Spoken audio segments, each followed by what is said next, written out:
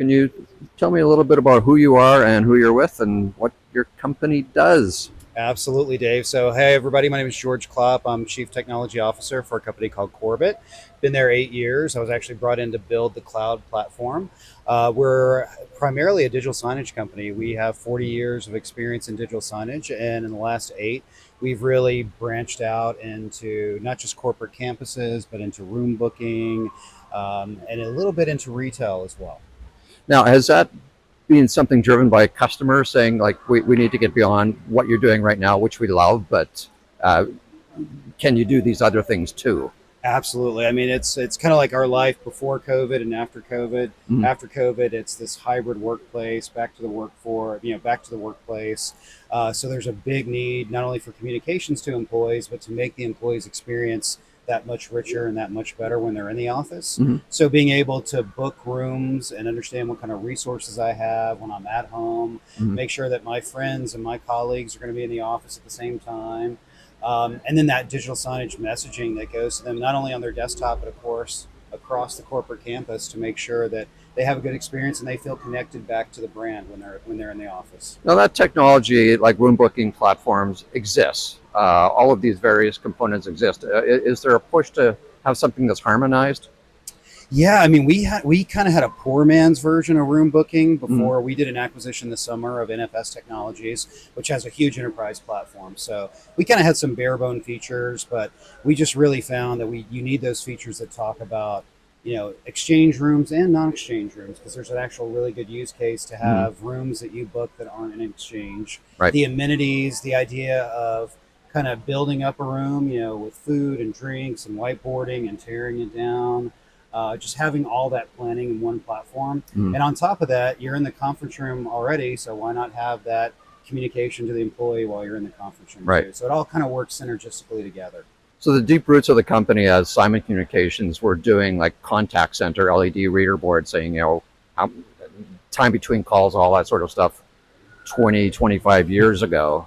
Uh, so you were kind of ahead of the curve on that. Is there now a push and the capability to be in production areas like manufacturing floors, logistics Yeah, areas? absolutely, Dave. That's our biggest growth area is manufacturing, using it on the assembly line, Mhm. giving you real-time KPIs. So that's kind of one of our huge differentiators with Corbett is our real-time data integration engine.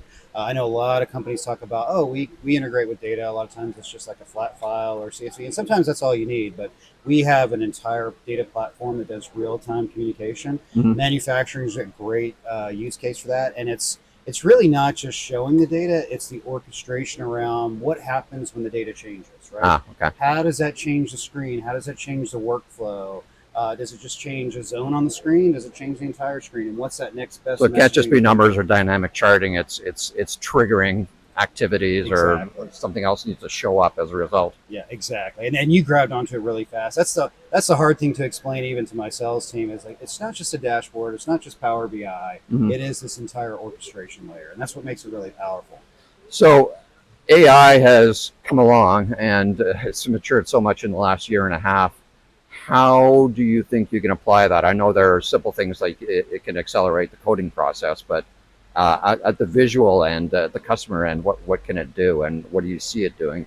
Yeah, I mean that's my love and my passion is AI. We were really deep into machine learning in 2018 before the LLMs came out, so Mhm. we already had this product recommendation engine in there. And the use case in digital signage was, it's really time consuming to put these broadcast schedules together to make sure that you get fresh, new, exciting content out there. So why don't we let AI do that work for us? Mhm. So we did that in 2018, but now we're seeing use cases around the generative AI, like write an article for me, write creative content that changes. Because in today's day and age, we with TikTok, Instagram, we all have attention deficit disorder a little bit. So if I come to the corporate campus, I see the same series of slides and videos on the screen, I'm going to tune it out after a Yeah. while, right? So how do I kind of get that same messaging across, but change the background, change the short form video, change the text a little Mhm. bit, just to grab more eyeballs back up there? Is there any concern about linkage between using AI and security?